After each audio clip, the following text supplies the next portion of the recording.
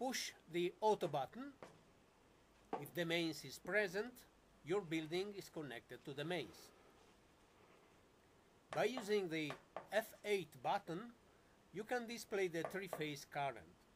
Push F9 to display the voltages. If the mains voltage is not stable, time by time the green indicator starts blinking and eventually starts the timer P0. In other words, P0 prevents unnecessary actions over the KM contactor.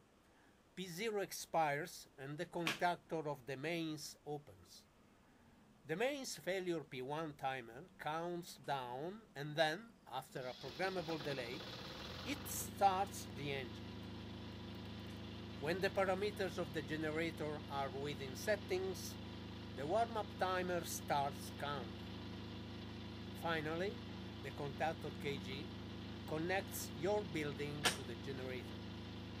By using the F8 and F9 buttons, you can put on display current, voltage, frequencies, speed, battery voltage and charger alternator as well.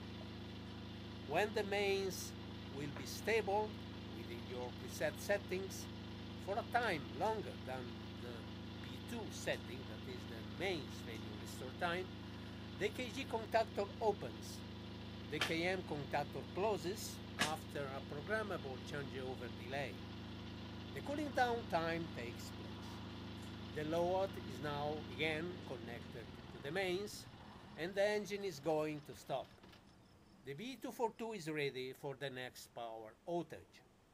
Thanks for watching.